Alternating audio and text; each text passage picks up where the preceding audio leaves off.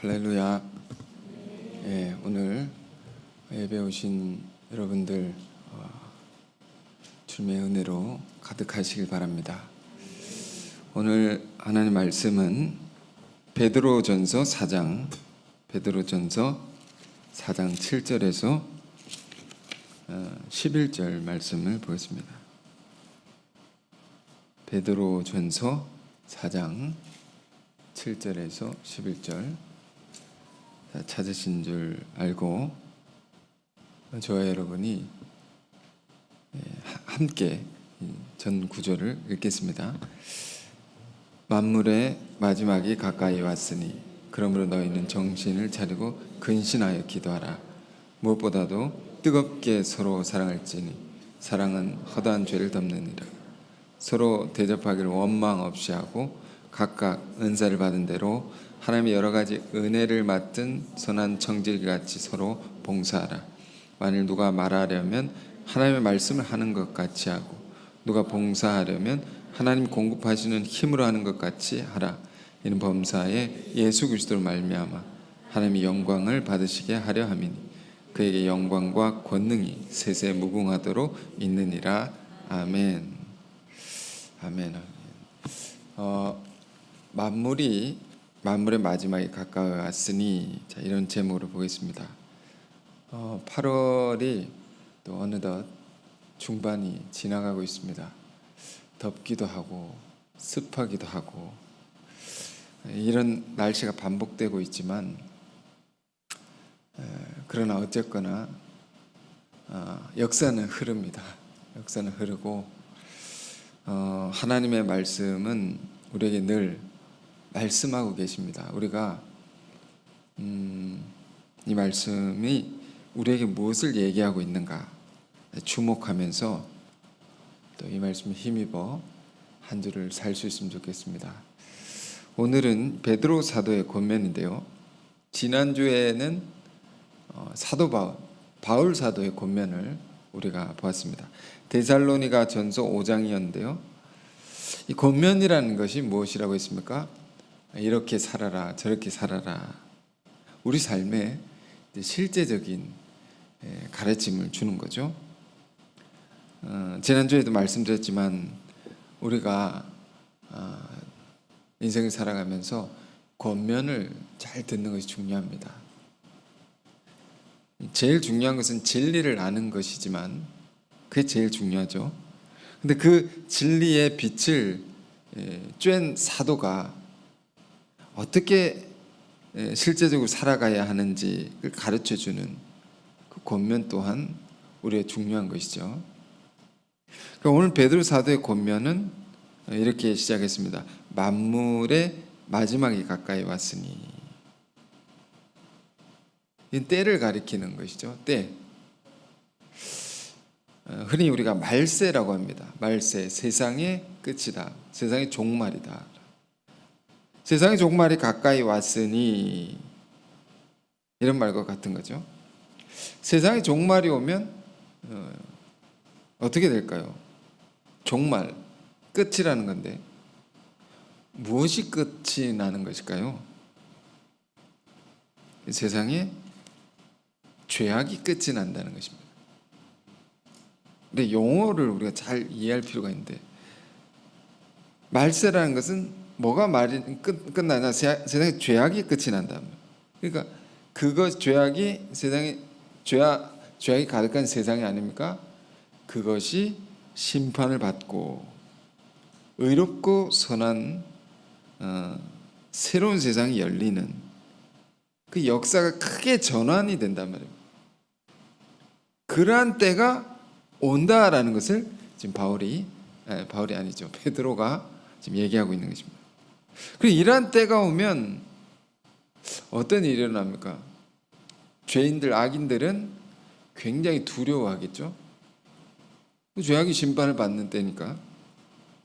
그러나 그 기뻐하는 사람들이 있는 것입니다.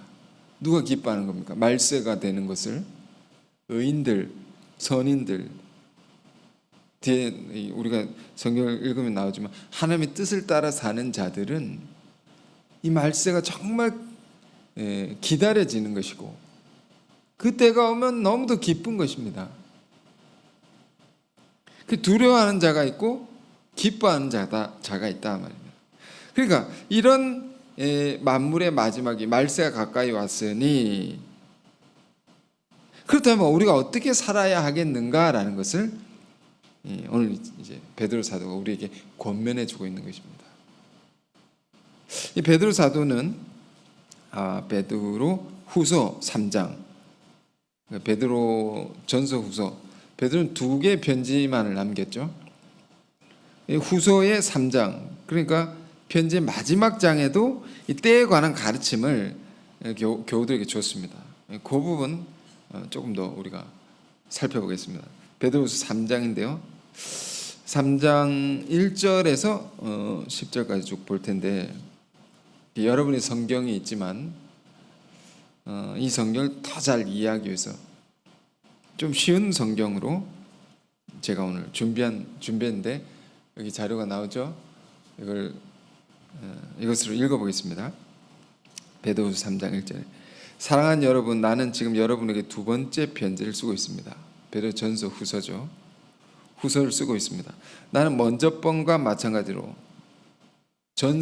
베드로 전서 첫 번째 편지에 쓴 내용과 마찬가지로 이번에도 여러분의 기억을 새롭게 하여 여러분의 순수한 마음을 불러일으키려고 한 것입니다. 이 편지를 쓴 이유가 그렇다는 거죠. 그래서 거룩한 예언자들이 이미 예언한 말씀과 주님이신 구세주께서 여러분의 사도들에게 주신 계명을 되새기게 하려는 것입니다.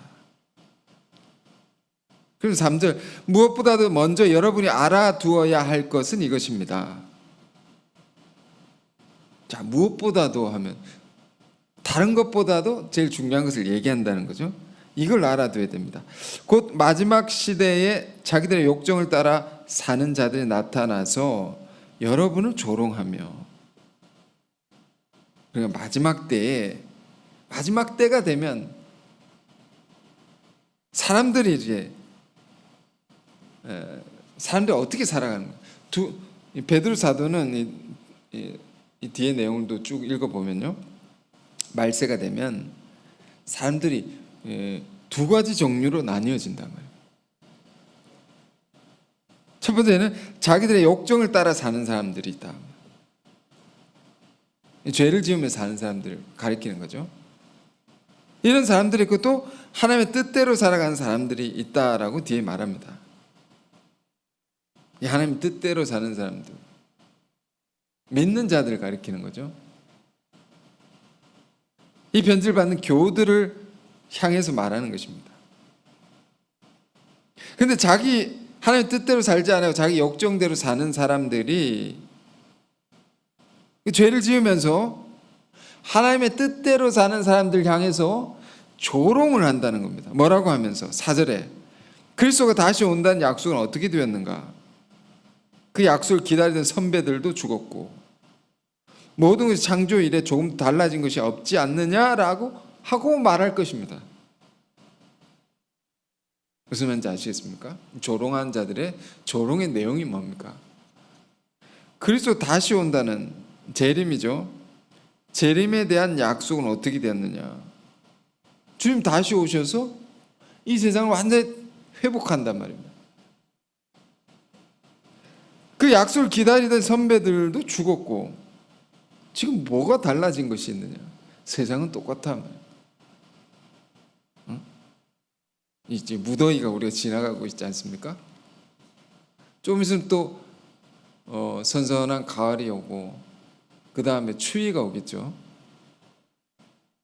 그 다음에 또 따뜻한 봄이 오고 또 무더위가 오는 것입니다. 봄, 여름, 가을, 겨울 반복되는 것이 아니냐? 똑같지 않느냐? 작년과 올해가 똑같지 않느냐? 뭐가 달라진 것이 있느냐? 세상이 어떻게 변할 수 있겠느냐? 그러면 죄인과 악인들이 심판을 받고 의인들이 구원을 받고 상을 받는 이런 역사의 큰 전환의 때가 언제 온단 말이냐? 올 수 있겠느냐? 안 온다는 거죠. 조롱하는 자들의 말은 똑같아 말입니다. 그러니까 이런 사람들은 어떻게 사는 겁니까? 똑같은데 뭘 거룩하게 사냐? 노세 젊어서 노세. 힘있을 때 놀고 즐기고 살지. 이렇게 되는 겁니다. 여러분, 우리가 하나님의 약속을 믿고 사는 건 굉장히 중요한 것입니다. 재림에 대한 소망을 갖고 사는 건 매우 중요합니다. 이게 없으면 우리 인생이 어떻게 됩니까? 하나님에 대한 심판에 대한 두려움이 사라지고 조롱한 자들의 조롱의 말처럼 자기 욕망을 따라서만 죄를 짓고 함부로 살게 되는 것입니다. 약속이 없으면, 미래에 대한 소망이 없으면, 하나님 주신 소망이 없으면, 그걸 잃어버리면. 하지만 성경 무엇을 얘기합니까? 하나님의 약속은 반드시 이루어진다. 하나님은 인생이 아니시니, 사람이 아니시니 말씀하신 바를 반드시 이루십니다.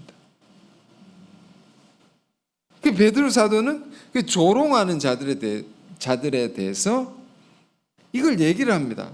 그래서 5절에 이렇게 말을 하는데, 그들은 조롱하는 자들입니다. 그들은 아득한 옛날에 하나님의 말씀으로 하늘과 땅이 창조되었다는 사실을 일부러 외면하고 있습니다.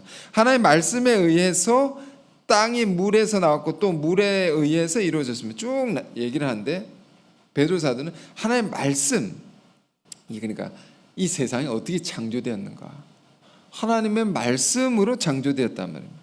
말씀하셨는데 그 말씀하신 것이 그대로 이루어져서 이 세상이 존재하게 됐다는 거죠. 그러므로 하나님께서 우리에게 말씀으로 주신 약속도 언약이라고 합니다. 언약, 말씀으로 주신 약속이 있단 말이에요.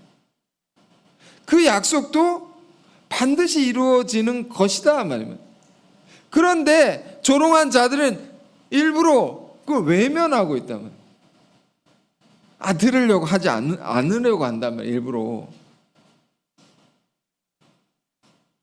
말씀으로 주신 약속이 있는데 믿는 자들에게는 그 약속이 무엇입니까? 죄악된 세상 끝이 나고 심판을 받고 하나님의 나라는 이루어진다는 거예요. 그날은 꼭 온다라는 겁니다. 그러면서 8절을 볼까요? 8절에 좀 내려오면 8절에 이런 말씀, 사랑하는 여러분, 이 한 가지를 잊지 마십시오. 주님께는 하루가 천년 같고 천년이 하루 같습니다. 지금 오늘날 우리가 사는 하루의 의미, 가치라는 게 뭡니까? 이 베드로 사도에 의하면 천년 같은 하루입니다. 우리가 사는 하루, 우리 그냥 흘러보낼 수 있지만 엄청난 가치를 지닌 하루하루를 우리가 살아가고 있습니다. 이 천년, 이게 무슨 말인가 하니? 천년의 세월 동안 이룰 수 있는 것을 오늘 이 시대에는 하루 만에 다 이룰 수 있단 말이에요. 정보의 양과 기술의 발전과 모든 것들이, 무엇보다 제일 중요한 것은 우리에게 계시된 주님의 복음의 말씀, 생명의 말씀, 이것으로 우리가 하나님의 뜻을 이룬다고 할 때 천년 동안 이룰 것을 하루에도 이룰 수 있다는 겁니다. 그러면 베드로가 하는 말이 뭡니까? 이걸 우리가 안다면 우리 믿는 우리들이 정신을 똑바로 차리고 잘 살아야 한다.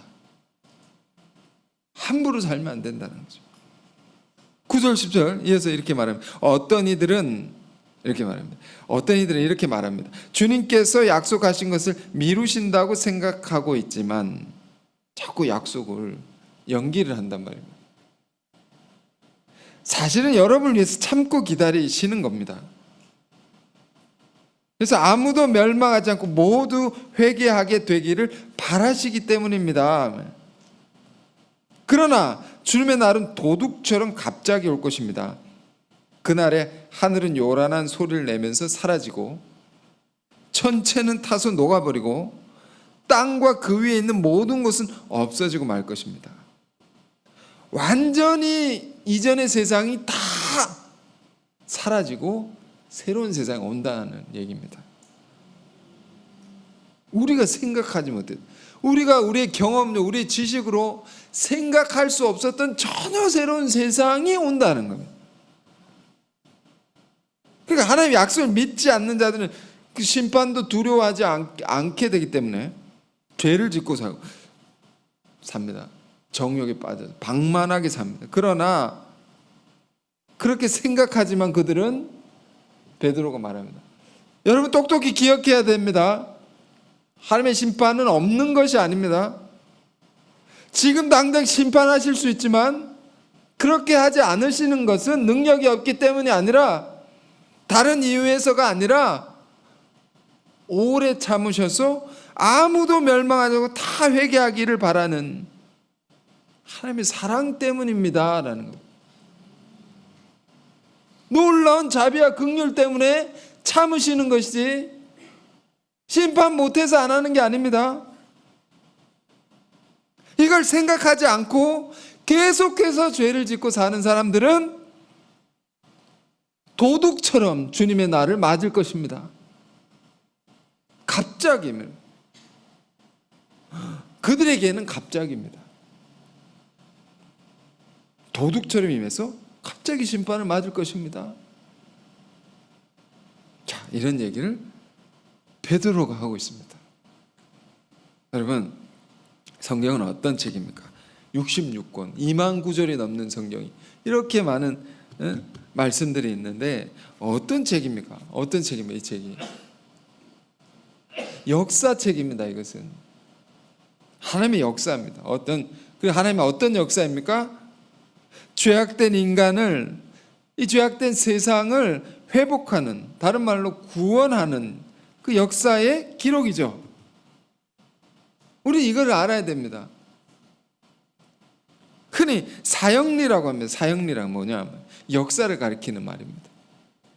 하나님이 태초부터 꿈꾸신 아름다운 세계가 있었다 말입니다. 그런데 인간의 죄로 말미암아 하나님의 명령을 거부하고 스스로 하나님을 떠남으로 죄를 지었다 말입니다. 그런데 그 죄가 퍼지고 퍼져서 온 세상이 죄로 가득한 세상이 되어버린 것입니다. 끔찍한 세상이 되어버린 것입니다. 그래서 하나님의 뜻이 아니요 인간의 죄로 그렇게 된 것이다. 그런데 자비와 긍휼이 풍성한 하나님께서는 그걸 내버려 두지 아니하시고 하나님 세상을 이처럼 사랑하사 독생자를 보내주셨다 말입니다. 예수 그리스도, 그를 보내주셔서 그를 믿는 자마다 멸망하지 않고 그를 믿는 자마다 영원한 생명을 얻게 하시고 그를 믿는 자마다 그의 죄를 다 씻게 하시고 깨끗게 하시고 거룩게 하시고, 그 다음에 어떻게 되는 겁니까? 그러므로 거룩한 자들이, 하나님의 백성들이 많아지면서 온 세상의 죄악이 소멸되는, 죄악이 다 심판을 받는, 끝이 나는 하나님의 나라가 온다 말입니다. 전혀 다른 세상이 온다 말입니다. 여러분, 이게 사형리입니다. 이게 성경이 우리에게 가르치는 역사입니다. 이건 다른 책에 없습니다. 성경만이 우리에게 가르쳐주는 놀라운 가르침입니다. 베드로 사도가 여기 말하는 약속이란 단어는 이 약속을 말하는 것입니다. 세상은 변한다 말이에요. 하나님 나라가 온다 말이에요. 죄악은 끝이 나고. 그러니까 죄악 가운데 우리가 빠져서 살면 되겠습니까? 안 되겠습니까? 안 된다 말입니다. 여러분, 사람이 이런 가르침이 없으면, 성경에 이런 가르침이 없으면 어떻게 살게 됩니까? 정말로 미래 희망을 가질 수 없습니다. 우리 뉴스를 틀면 끔찍한 소식들만 봐야 됩니다. 우울증에 걸릴 소식들만 가득합니다. 어디에 소망을 둘 수 없고 절망할 뿐이죠. 그러므로 우리의 인생은 방황할 수밖에 없는 것입니다. 모든 것이 혼돈에 빠지게 되고, 세상은 힘을 가진 자, 지배하는 자가 진리가 되고 정의가 되고 또 이 땅의 삶이 욕망을 쫓아 사는 것이 당연한 것이 되고 오히려 그게 잘 사는 것이라고 여겨지고 이 약속이 없으면 이 성경의 가르침이 없으면 그렇게 되는 겁니다. 그래서 성경은 분명히 하나님 말씀은 분명히 우리에게 말합니다. 이 땅에 하나님께서 하나님의 말씀, 절대적인 진리가 있는 것이고 이것을 세상의 모든 일을 선악간에 심판하시는 하나님이 분명히 살아 계신 것이고 그 하나님께서 우리에게 주신 약속의 말씀이 있다 말입니다. 약속의 말씀이다. 죄악된 세상을 내버려 두지 않고 하나님의 아들 통해서 복음을 이 땅 가운데 우리 주셔서 우리 죄를 대속하시고 우리를 구원하시고 이 세상은 결국 은혜와 생명이 넘치는 하나님의 나라가 오게 된다. 이 역사의 한 날은 필연코 오게 된다. 근데 우리 안에 질문은 뭡니까? 왜 빨리 안 옵니까? 왜 그 나라가 빨리 안 이루어지는 것 같습니까? 세상은 여전히 악하고 독재자들이 그 나라를 지배한 나라가 얼마나 많고 선한 사람들이 지금도 고통을 받고 죽임을 당하는데 그 나라는 언제 이루어집니까? 베드로 말하는 것입니다. 하나님께서 그건 오래 참으시는 것이다. 다 회개할 기회를 주시고 다 구원하려는 큰 사랑 때문이다. 이걸 깨달은 게 중요합니다. 이게 기다리시는 거구나. 오래 참으시는 거구나. 우리의 개개인 삶도 그렇습니다. 이 하나님의 기다리심이 없으면, 오래 참으심이 없으면 우린 당장 심판을 받아서 이 자리에 있을 수 없는 것입니다. 우리 개개인의 삶도 이렇게 오래 참으시고 우리가 회개하기를 기다리시는 세계가 있다 말이에요. 이게 하나님의 사랑이고 은혜인 것이죠. 그러나 분명히 기억해야 될 것은 그날은 온다 말이에요. 최근 우리 교회에 많은 일들이 있었습니다. 여러분의 삶도 여러 가지 어려운 가운데 함께 기도하시고 큰 일을 위해서 함께 힘을 모으고 참 여러분 올 여름 참 고생이 많으십니다. 그런데 이러한 일들이 우리 안에 일어나는데 이게 무슨 것일까? 도대체 우리가 무엇을 하고 있는 것인가? 이런 생각을 하다가 저는 오늘 말씀이 생각이 난 것입니다. 만물의 마지막이 가까이 왔다. 하나님의 큰 역사가 일어나는, 세상이 크게 달라지는 역사 속에 큰 전환의 한때가 가까이 왔다는 것입니다. 약속이 성취되는, 얼마나 이게 가슴 떨리는 이야기인지 모릅니다. 이 수천 년의 이 역사가 흘러서 오늘 우리가 사는 이 시대에 하나님의 놀라운 약속이 이루어지는 그 한때 내가 살고 있다라는 가슴 떨리는 이야기 아닙니까? 그냥 우리가 시간이 흘러가는 것 같아 보이지만 그 역사에 참여한 자들은 그렇게 느끼지 않는 것입니다. 깨어서 그 때를 알고 어떻게 살아야 하는지 지혜를 얻어서 살아가는 것입니다. 많은 것이 달라지고 있는 것이고 큰 틀에서 전환이 일어납니다. 그렇다고 그런 얘기를 들으셨을지 모르겠지만 지구가 크게 움직이는 소리가 있다고 합니다. 우리 못 듣지 않습니까? 큰 세계는 우리가 감지를 못합니다. 너무 큰 세계는, 큰 변화는. 그러나 변화하고 있다는 거예요. 성경이 말하는 이 역사적인 전환의 한때는 카이로스라고 합니다. 완전히 달라지는. 베드로 사도는 여러분들 이게 가까이 왔습니다. 그때가. 근데 우리는 베드로보다 더 가까운 시대 아니겠습니까? 정말로 가까운, 이미 와 있는, 그 속에 들어와 있는, 그러므로 우리가 어떻게 살아야 하겠습니까? 그게 오늘 말씀입니다. 베드로 4장인데요. 베드로 전서 4장입니다. 아까 3장, 후서 3장 읽었는데 전서 4장인데 이것도 4장의 1절부터 쉬운 번역으로 제가 읽어보겠습니다. 4장 같이 보시고요. 이렇게 말하면 그리스도께서 육체의 고통을 받으셨으니 여러분도 같은 각오로 정신을 무장하십시오. 같은 각오로 정신을 무장하십시오. 육체의 고통을 받은 사람은 이미 죄와는 인연이 없습니다. 죄를 짓지 않게 된다는 뜻도 있겠고, 죄사함을 받았다 이런 뜻도 있겠고, 그러니 이제 여러분이 지상의 남은 생애를 인간의 욕정을 따라 살지 말고 하나님의 뜻을 따라 살아야 합니다.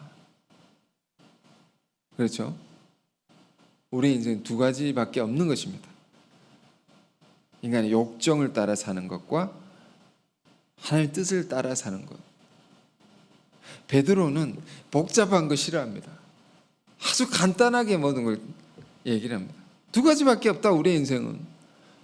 욕정을 따라 사는, 죄 짓고 사느냐, 하나님의 뜻을 따라 사느냐. 우리 이 둘 중에 속해 있는 것이다. 어디에 속해 있느냐. 그래서 하나님의 뜻을 따라 우리가 살아야 합니다. 3절에 여러분은 과거에 이방인들이 즐겨 하던 일을 하며 살아왔습니다. 그 방탕에 빠지고 욕정에 흐르고 술에 취하고 진탕 먹고 마시며 떠들어대고 가증한 우상 숭배를 일삼아왔으니 그만하면 족하지 않습니까? 쉬운 번역 재밌지 않습니까? 우리가 예전에 이렇게 살았습니다. 진탕 먹고 마시며 떠들어대고 그만하면 족하지 않습니까? 이제 그만할 때도 되지 않았습니까?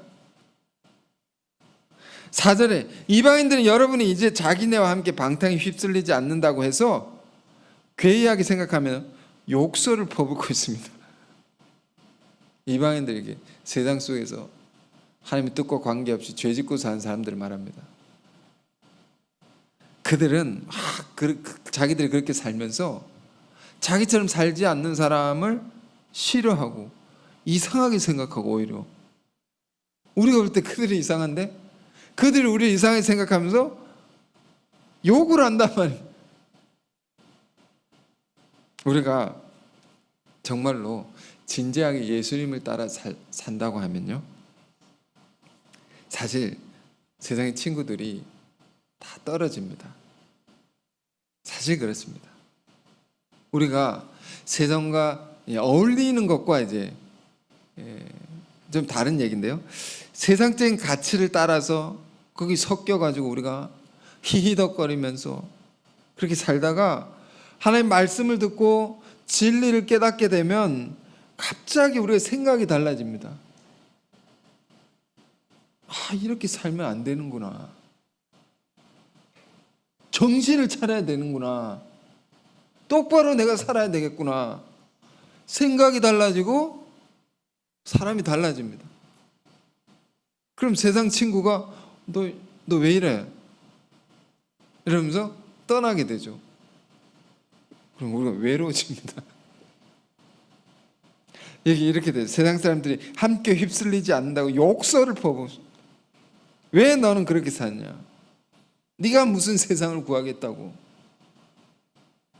왜 우리와 같이 먹고 마시고 즐기며 살지 않으려고 하느냐?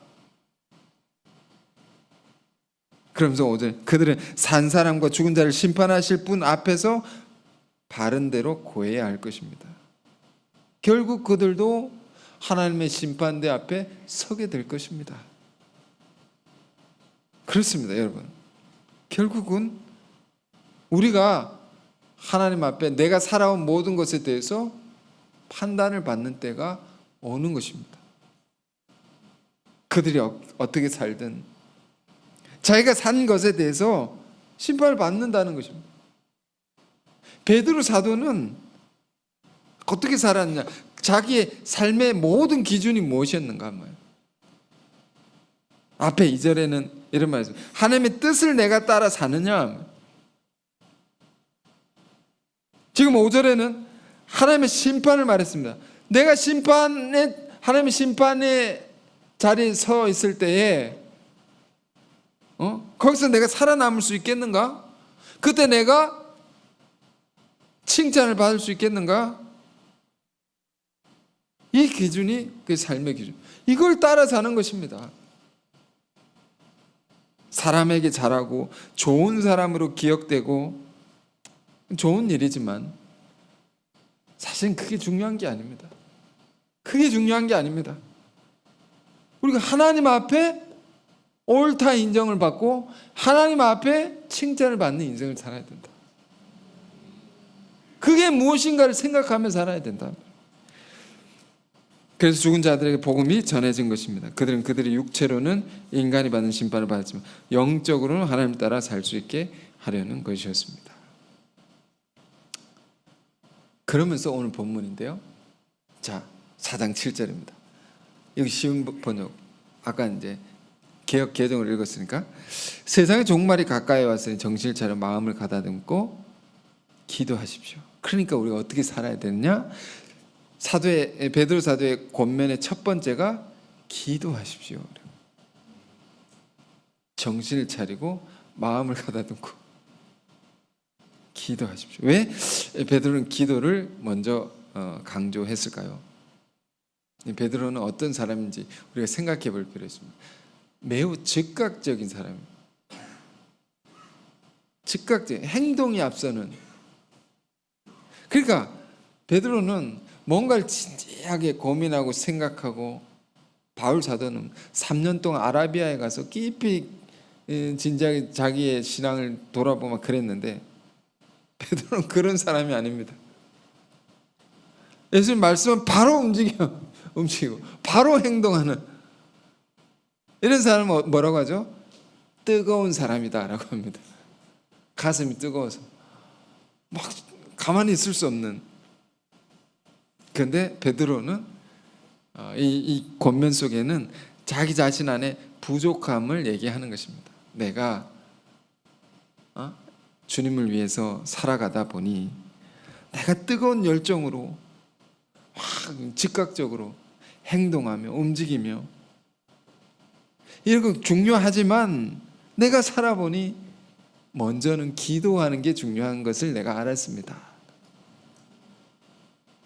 기도한다는 게 뭘까요? 하나님의 뜻을 깊이 생각하고 하나님의 나에게 무엇을 얘기하시는가를 잘 듣는 시간을 가지는 것이 중요합니다. 이게 우선적으로 중요합니다. 자기 체험입니다. 자기 성찰을 통해서 나온 권면입니다. 여러분, 겟세마네 기도의 장면을 기억하시죠? 예수님께서 겟세마네 그 십자가의 죽음을 앞두시고 3명의 제자들만 데려갔습니다. 베드로, 요한, 야고보죠.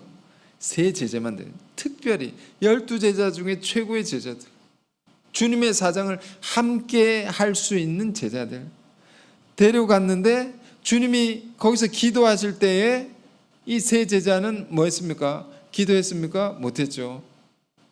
졸며 잘세 다 졸았습니다. 기도를 하지 못했다. 졸아버렸다면. 그래서 주님의 그 고통스러운 사정을 알지 못하고 주님의 십자가의 길도 함께 가지 못했던 것이죠. 자기 체험입니다. 베드로의. 그래서 먼저는 기도하십시오. 이게 중요한 것입니다. 내가 살아보니 먼저 당신이 말하기 전에, 당신이 행동하기 전에 하나님의 뜻을 잘 들어보십시오. 나를 향해 뜻하시는 바가 무엇인지 진지하게 잘 들어보십시오. 그리고 행동하십시오. 이런 말입니다. 기도하십시오. 그러면서 이어서 주는 권면은 8절입니다. 모든 일에 앞서서 서로 진정으로 사랑하십시오. 개역개정에 뜨겁게 사랑하십시오. 사랑은 허다한 죄를 용서해 줍니다. 지금 우리는 어떤 권면을 말씀 듣고 있습니까? 세상의 종말이 가까이 올 때, 말세가 되었을 때 믿는 자들이 어떻게 살아야 되느냐? 먼저는 기도하십시오. 하나님 뜻을 잘 들으십시오. 그 다음엔 진정으로 뜨겁게 사랑하십시오. 그 뜨겁게 사랑한다는 게 뭘까요? 그 사랑은 많은 죄를 용서해 주는 사랑입니다. 우리가 이제 성경을 통해서 율법과 복음을 이제 배우지 않습니까? 하나님의 두 말씀, 율법과 복음. 율법은 이 뭐가 다릅니까? 율법은 무엇 하지 말라 말, 하지 말라, 억제하고 하는 이제 소극적인 법이라고 할 수 있습니다. 근데 복음은 무엇 하라, 사랑하라 말, 적극적인 법입니다. 지금 베드로 사도는 여러분 모든 일에 앞서 서로 진정으로 사랑하십시오. 사랑하라는 겁니다. 말세가 되면 이렇게 우리가 살아야 된다는 겁니다. 근데 그 사랑이 뭐냐? 많은 죄를 용서해 주는 것, 덮어주는 것입니다. 용서해 주는 것. 이 덮어준다는 거, 용서. 이 용서는 상대 많은 사람들의 죄와 허물이 드러난다 할지라도 덮어준다는 것은 내가 담당하는 것입니다. 그의 죄를 내 죄로 여기고 내가 책임지는 것입니다. 그의 어려움이 있다면 내가 담당하고 내가 책임지고, 이런 사랑을 말하는 거죠. 말세가 되면, 가까이 오면 우리가 이런 것을 적극적으로 하고 살아야 됩니다. 구절, 여러분 모두 나그네 들으니 귀찮게 생각하지 말고 서로 극진히 대접하십시오. 우린 다 나그네들입니다. 나그네가 뭘까요? 이건 이제 좋은 말이 아닙니다. 이 나그네는 정처 없이 떠돌아다니는 사람들, 매우 고생하는 사람들, 매우 그 인생이 고달프고 서글픈 사람들을 말하는 겁니다. 우리는 어떤 분들일까요? 선교사님 분들이실까요? 늘 이동해야 되고 늘 돌아다녀야 되는, 어떤 선교사님 이사를 수년간 몇 번을 했는지 모르겠다고 굉장히 힘든 그런 경험들을 얘기한 걸 들은 적이 있습니다. 그런 분일까요? 율법에도 보면 이방 나그네를 압제하지 말라, 나그네를 사랑하라, 너희도 애굽에서 나그네였느니라. 이런 사람들, 그러니까 그런 사람들이 많았던 모양입니다. 베드로 사도가 있었던 그런 사람이면 귀찮게 생각하지 말고 극진히 대접하십시오. 우리 교회에 보면 먼 나라에서 오시는 많은 사람들 있지 않습니까? 이제 더 많이 올 것입니다. 우리가 이제 우리가 열방센터가 또 세워지면 더 많이 올 것입니다. 정말 어려운 나라에서 복음을 듣지 못한 사람이 복음 들을 여기까지 올 텐데 얼마나 많겠습니까? 그런 사람이 오거든 귀찮게 생각하지 말고 극진히 대접하십시오. 그러니까 사랑이라는 게 뭡니까? 항상 멀리서 온 더 나보다 어려울 것 같은 사람들을 더 생각하고 그를 섬기는 거죠. 말세가 될수록 더 이렇게 살아야 됩니다. 그래서 마지막 10절인데 각자 받은 은총의 선물이 무엇이든지 그것을 가지고 서로 남을 위하여 봉사하십시오. 그리하여 하나님께서 주신 각가지 은총을 잘 관리하는 사람이 되십시오. 각자가 받은 은총의 선물, 이게 뭡니까? 이게 은사라는 겁니다. 은사, 카리스마라고 하죠. 그것을 가지고 봉사하십시오. 근데 이건 교회 안에 직분을 일컫는 말입니다. 교회 안의 직분. 로마서 12장, 고린도전서 12장에 자세히 기록되어 있습니다. 이 은사, 카리스마, 이 직분이라는 것은 정말로 중요한 것이고 소중한 것입니다. 베드로는 뭐라고 말합니까? 하나님의 은총의 선물이다. 하나님이 주신 선물이다. 이걸 잘 알고 잘 관리하는 사람이 되십시오. 잘 관리라는 게 뭘까요? 내게 주신 은사를 가지고 열심히 섬기는 겁니다. 자기 직분을 따라서. 직분이 없는 분들은 직분을 가지시고 사모하시고, 더 큰 은사, 더 큰 직분을 사모하라, 바울의 말씀이 있는 것처럼 그걸 충성되이 감당하십시오. 이것은 누가 말을 하든 안 하든, 누가 알아주든 알아주지 못하든, 직분은 하나님이 주신 은총의 선물이니, 내 은사는 하나님이 주신 은총의 선물이니 그것을 너무도 귀하게 여기고 충성하십시오. 정말 중요한 겁니다. 세상에 아무리 큰 일을 한다 할지라도 주의 몸된 교회 안에 직분이 소중한 겁니다. 그것을 섬기는 것이 중요한 것입니다. 왜 중요합니까? 그것을 통해서 우리가 더 거룩해지고, 그것으로 우리 신앙이 자라가는 것이죠. 그것으로 우리 신앙이 복을 받습니다. 그 복을 받는다 이전에 직분을 따라 섬긴 자체가 뭐라고 합니까? 복이고 은총의 선물입니다. 그런데 그러면서 베드로 사도가 뭐라고 말하냐면, 우리가 받은 직분이 무엇이며 은사가 뭡니까? 베드로 사도가 어떻다고요? 복잡한 것이랍니다. 두 가지만 딱 말합니다. 4장 11절. 설교의 직분을 맡은 사람은 하나님의 말씀 전해야 하고, 남을 도와주는 사람은 하나님께로부터 힘을 받은 사람답게 봉사해야 합니다.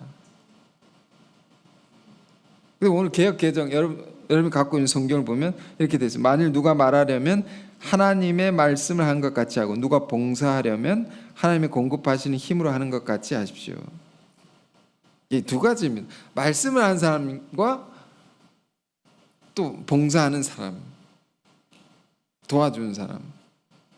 왜 두 가지만 얘기했을까요? 베드로 사도는 두 가지 심플하게 생각한, 헷갈린단 말이에요. 바울은 로마서 12장에, 고린도 12장에 이런 직분 저런 직분, 교회가 커지면 많은 직분이 필요한 거죠. 그러나 베드로처럼 심플하게 우리가 생각할 수도 있는 것입니다. 그렇죠. 결국에는 말씀을 전하는 자가 있는 것이고, 그걸 잘 하도록 물질적으로 지원하는 사람이죠. 그렇죠. 사실은 이게 두 개 맞는 거죠. 두 개가. 예수님도 저기 부르실 때 두 부류의 사람을 부르셨습니다. 그물을 던지는 자, 그런 사람 부르시고, 그물을 깁는 자 부르셨습니다. 부르시면서 이들은 다 공통적으로 사람을 낚는 어부가 되게 하리라. 우린 다 여러분 어떠한 은사를 가졌든지 어떠한 직분으로 섬기든지 다 영혼을 구원할 사명으로 부름을 받는 자들이다. 우린 다 선교하는 사람들입니다. 근데 선교를 하는데 직접 선교하는 사람이 있고 간접 선교를 하는 사람이 있죠. 돕는 사람이 있는 거고. 그런데